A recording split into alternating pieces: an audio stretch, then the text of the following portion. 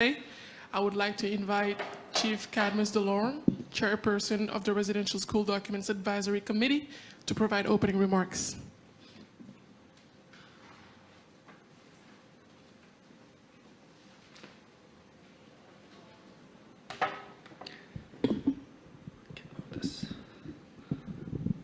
Oh, it droops. I apologize. Is there something I'm missing here? I moved it and it droops now. I think I fixed it at the same time. Nanaskaman, thank you very much. I just said in Cree, it's an honor to be here in Ottawa on the territorial lands. I come from Saskatchewan, so it's an honor to be here. Recognize Minister Miller and all of you here. Raymond online, thank you very much. And my friend online, I apologize, Christy. As the chair of the Indian Residential School Documents Advisory Committee, we concluded our first of many meetings today here at the National Native Women's Association building in Gatineau. And for the past 2 days, we had residential school survivors, the ones that are the living experience to residential school stories today and what we're all learning as Canadians on the advisory. We had departments, 11 departments, take part today and yesterday as well. For the last 2 days, we discussed the scoping exercise of what Indian residential school documents are. There's two world views to what these documents mean in this transition. The Western world view, the Canadian government, these documents dating back to the 1800s to the to today and so forth, and each department, their documents are within their intimate, they're stored away. In the Indigenous worldview perspective that we learned in the last 2 days is that these documents, they have animacy in an Indigenous worldview. These documents that relate to Indian residential schools, they have names and stories and validation to loved ones that some to the unmarked graves, to some that just want to reconnect or know more about the journey of family members and so forth. And so understanding these two worldviews, it allowed the 11 departments within the Government of Canada to better understand what they're looking for. It's not just a search bar, but it's more of in detailed. To the advisory committee that are survivors of residential school, that are leaders in certain areas in our country and for the Indigenous perspective, we took away from this meeting the timeliness of this. We got 4.5 years left in this mandate, and as the chair, we are going to meet again in the fall for our second meeting.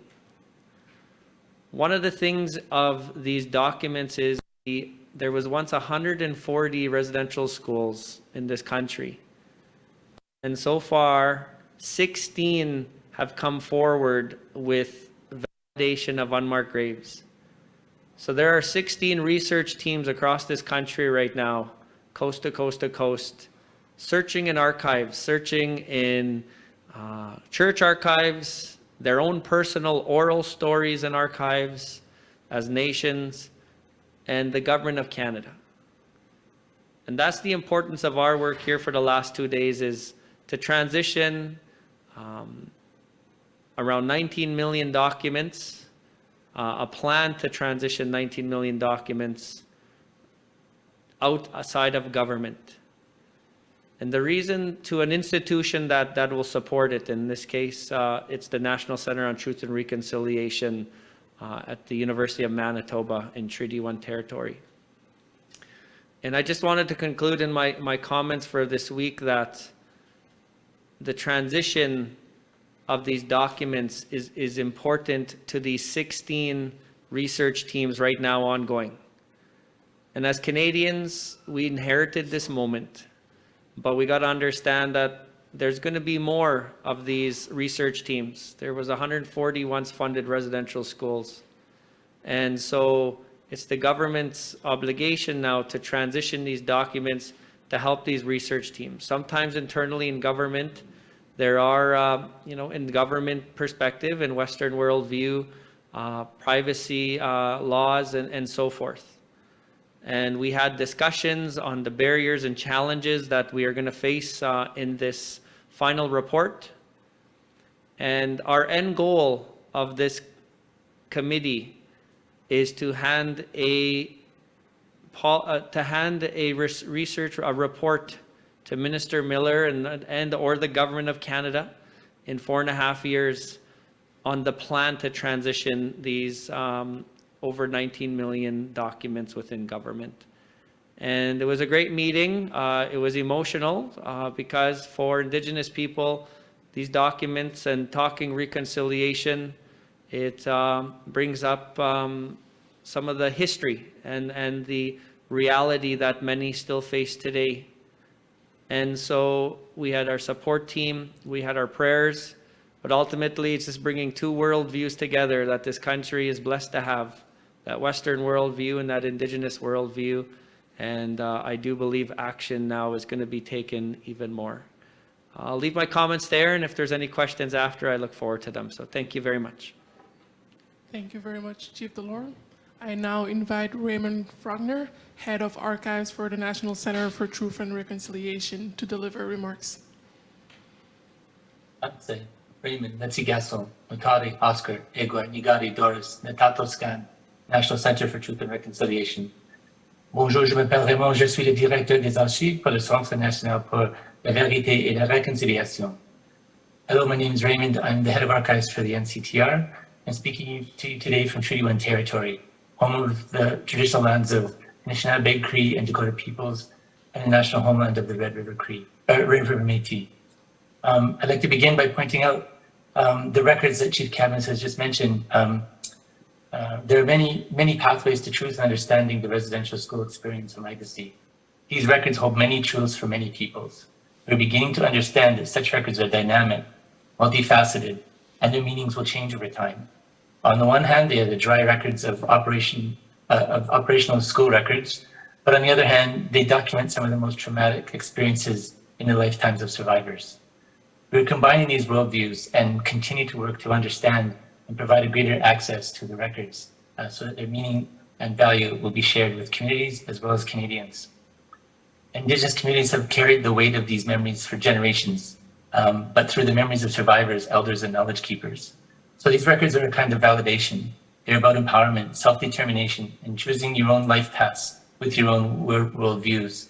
They're not a magic bullet for reconciliation, but they are a piece of greater knowledge and understanding that will lead to healing, community growth, and reconciliation. Many people have raised the question, why are the records coming to the NCTR? And in fact, just recently in an interview, the Office of the Special Interlocutor has raised 4 particular questions about the work at the NCTR. And one, we have been accused of holding back records. This is completely untrue.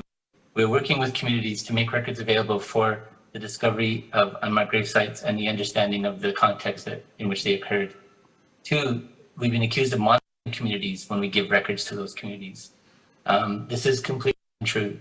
We don't even have the resources at the moment to respond to all the survivor inquiries within a matter of weeks. We have a backlog of several months that we continue to work towards. 3, we've been accused of using an ethics committee to decide how the records are accessed and used. There's no such ethics committee. We provide the records faithfully to everyone who asks for them, in particular for the research of unmarked grave sites. And finally, it's been said that our memorandums of understanding that we're signing with communities when they access our records are unclear and inconsistent. Again, we use a template. It's the same memorandum for every group. So there is a complete consistency. And I might add to this, we're the only public archive, to my knowledge, in this country that supplies a complete and total access to all the records in our internal database that are basically all the records of our holdings, which we are supplying to communities when they're doing their unmarked burial site research. But on the positive side, the reason that they are coming to the NCTR, one is that we've been working on this project since 2007. We've amassed over 4 million records, 47 different collections of records from religious entities, and almost 100 records from different government offices. We are survivor driven. We have a survivor circle. We are informed by elders and community leaders on the use and the acquisitions of the records. We provide a safe place for researchers from Indigenous communities to come investigate the records and freely express and reconcile their experiences. And also we are applying Indigenous understanding to the records to try and ensure that the value of ceremony, the value of Indigenous worldviews is also applied to these records, and so that they don't remain the dry administrative records that they were at the beginning. And I might just add that we also have been working with the NFB. We have a digital preservation system, recognizing that our records are over 95% digital. And so working with the NFB, we have set up a digital preservation system that actually was just given an international award by the Digital Preservation Coalition. So this is a secure place for these digital records to reside, for communities to access them, and ultimately to take them back to their own communities when they are prepared to do so and have the resources and capacity. We're not the end point in this journey whatsoever. We're simply supporting the process of rediscovery, reconciliation, truth, and understanding. Thank you. Thank you, Raymond. I now invite Marc Miller, Minister of Crown-Indigenous Relations, to deliver his remarks.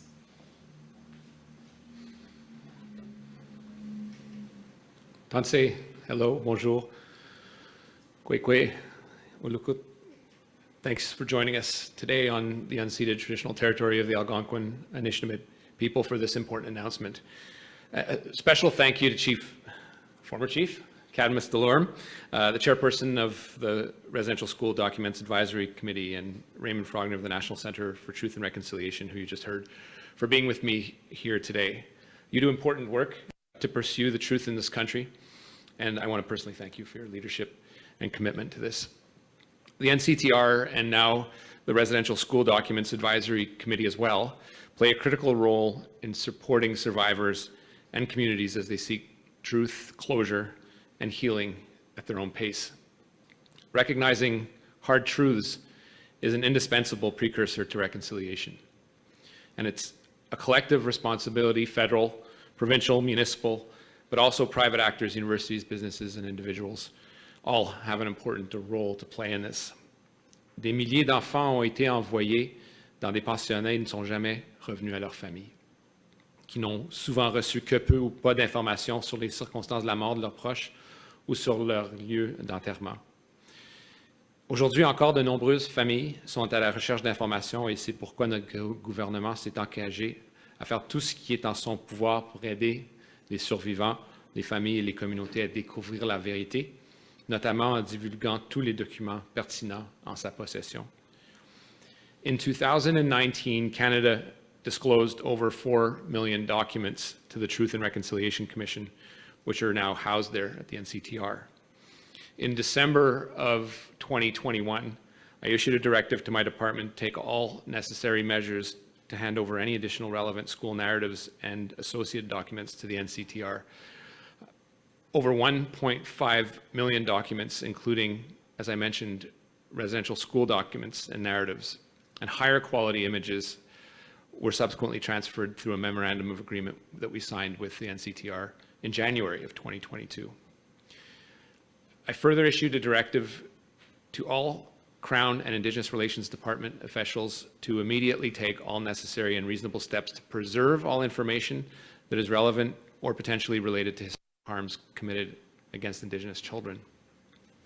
This includes ensuring that documents are not destroyed, lost, or relinquished to others, or either intentionally or inadvertently, such as through departmental standard record retention policies and destruction policies. These needed to remain unmodified and remain accessible. To ensure that no stone was left unturned, I also asked my department to conduct a broader internal review of existing documents, requested the development of a new structure to govern cross-government document disclosure, and the formation of this committee today, an advisory committee to identify and propose solutions for the disclosure of relevant documents of historical interests. Switching from a legal responsibility to a moral one has not been an easy process, but it's been a necessary one.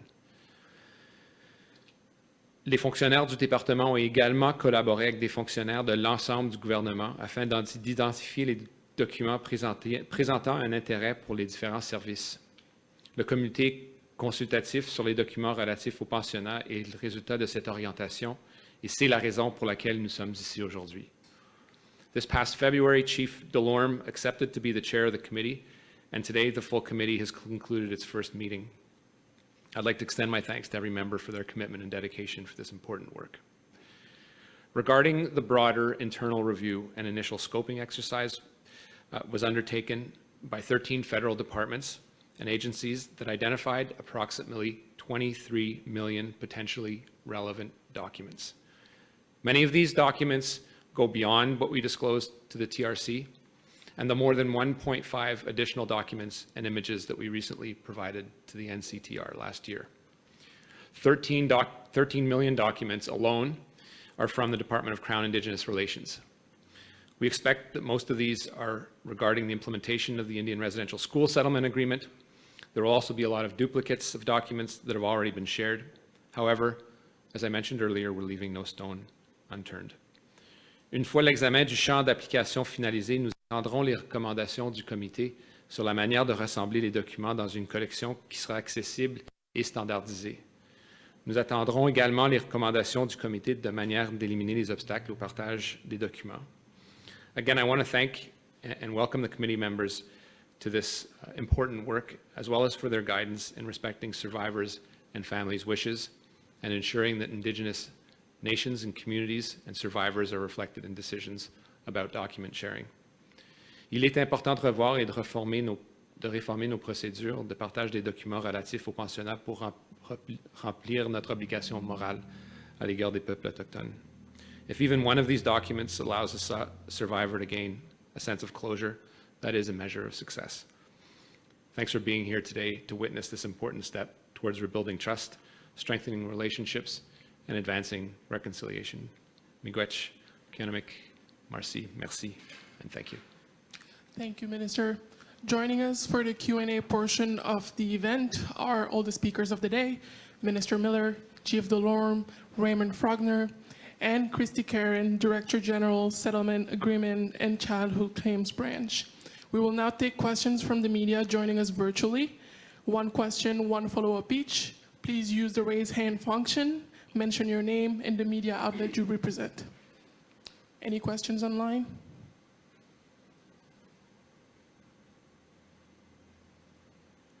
One more time. Any questions online? Okay, we will now turn to those present with us in the room. Please use the mic on your right. One question, one follow-up each.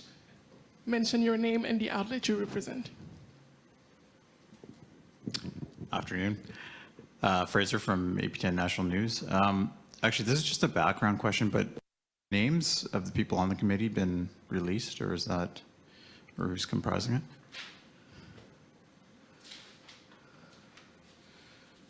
I think they're going to be in the press release. I'm glad to read them out, but they'll most likely be, yeah, they'll be released publicly. Okay, all right.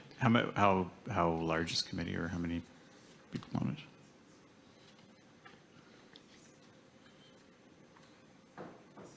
Two, four, five, Okay, all right, six. I'm counting fingers behind Okay, you. thanks. Yeah. You mentioned the scope of the work that you'll be, that I guess the committee will be doing and looking at accessing documents, but do you have any idea how many documents for privacy, legalities, things like that will not be accessible, or you could present or tell me some of the challenges of making all documents available?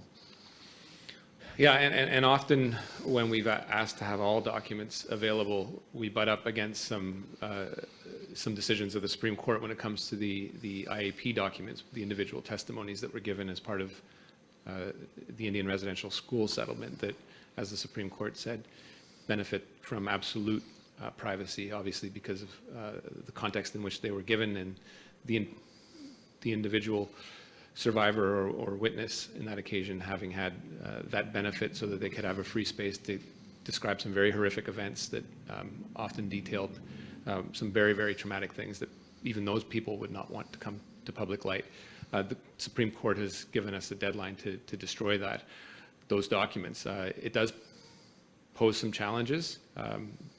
Parliament cannot readily overturn Supreme Court decisions, but there is a value in that preservation. It is not necessarily a decision I agree with, but at times have to respect. And so getting to that space where we can have information that could be triangulated, give a pattern of behavior without giving up individuals, creating a flame ball in a particular community or within a family is an important consideration. So there is a competing tension in that space. Over and above that, which is an understandable perspective, you've also had the Justice Department that has often taken an overly broad interpretation of some of the legal confidentiality, whether it's settlement privilege, whether it's litigation privilege, various legal invocations to prevent information from coming to light. That's work that we have to continue and will be ongoing. And actually, the committee is a perfect place to have that discussion. It is the next step in the procedure because what you want to be able to do is get as much information out there to the NCTR or ultimately to families while balancing that very specific need to protect people's individual lived reality that they perhaps don't want to come to the light of day. Within that space, there are broader considerations where we will have to have those discussions with particularly officials across departments, but at the Department of Justice. And so there is a place for that within the committee to start having those discussions. I don't want to betray the conversations that occurred over the last 2 days in some confidence, but that did come up. And do you have any idea how many of these documents may simply not be accessible for the reasons that you, even a ballpark figure that you? Yeah, I couldn't tell you. And I know the committee has 4.5 years to make its report. I know it's a complex file, obviously, but some people might say that's quite a length of time for those waiting. Why did you decide to, I guess, give them such a long period of time to do the report? Well, a couple things. I think this is a committee that has been formed only recently. If it is to have some value, it does need the time and space to do the work. This isn't about preventing ongoing disclosure. I think the committee will probably have a discussion about ongoing disclosure documents that are in a readily readable format to the NCTR, but also about procedures in doing ongoing disclosure, in creating and identifying categories where we can work a little better with the organizations that stand as third parties, as custodians of that information, namely the NCTR. So it isn't about freezing a moment in time for the next 4 years for the committee to do its work and then have a huge dump onto an organization, ultimately the NCTR, but really knowing that this work in disentangling well over 100 years of information that's been collected in various repositories across the government, not only these 13 departments that are principally concerned, but perhaps the whole of government and across governments is work where this committee will have some value. So 4 years is a reasonable time given the vast amount of information that we're dealing with. But we know that simply over the last year, they've been able to identify 23 million documents, which can range from a picture to a 100-page memo. And so there's no uniformity as to what one document consists of, but getting that in some sense of order that is therefore readable for survivors so that they can achieve that measure of closure is important work that will be ongoing. Okay, and I was told I could ask a third question, so I guess I'm going to ask a third question. Can you give us an update on the Lacrosse Day School and some of the legal actions going on from the federal government's perspective? Yep, absolutely. The Isle of Cross residential school had all the trappings of a residential school, but was excluded from the IRS settlement. It was a school that welcomed or had mostly Métis and First Nations and Métis individuals taken to them. And the people at that school suffered some of the same, much the same horrors as anyone else that was achieved compensation for under the IRS settlement. And to this day, those survivors have not achieved any form of legal settlement. This was a school that was principally administered by the government of Saskatchewan, and to this date, the government of Saskatchewan has not stepped up to the plate to compensate their survivors who are entitled to a measure of financial compensation and a measure of closure for that matter. The federal government has a role to play in this, and earlier this year, frustrated by the lack of willingness of the Saskatchewan government to disclose the very basic information that they are holding on to, the federal government does not have, to the best of my knowledge. I did file a Freedom of Information request against the government of Saskatchewan. We need that information for survivors, but also to quantify the legal risk. The government of Canada is willing to step up to the plate and settle its portion of the liability with survivors and support their claims against the government of Saskatchewan. But it's work that ideally should be achieved around the negotiating table. These are people that are aging, and they deserve compensation and deserve some closure. This is not an uncomplex legal case, but it's made worse by the fact that the Saskatchewan government has just closed the door and refused to step up to its legal responsibility, setting aside its moral one for the time being. Are those negotiations starting right away, or? We'll be sitting down with plaintiffs' counsel as soon as possible to talk about what the solutions are with respect to the federal government. It will leave some responsibility on the Saskatchewan government to settle for its measure of the responsibility, which we believe is the larger part of it. But more importantly, to get information so that we can even quantify what that level of potential damage is. Okay, and are you able to speculate how much that might be at this time, or? No, I can't tell you. Right. It'll be a discussion that's ongoing. You can probably speculate from what the settlements were as part of the IRS settlement, but that'll depend on some very. Let's hope that we won't have a process like IRS that'll re-traumatize people. But the best way to do that is to actually sit down and sort things out, and we need that information. And it's pretty pathetic that the government of Canada has to file a Freedom of Information request against the provincial government. Thank you, Minister. Any more questions in the room? Okay, I'll turn one last time to those joining virtually. Any questions on Zoom? Okay, I will turn to the participants in case they would like to provide any final words. Chief Delorme, Raymond, Christy.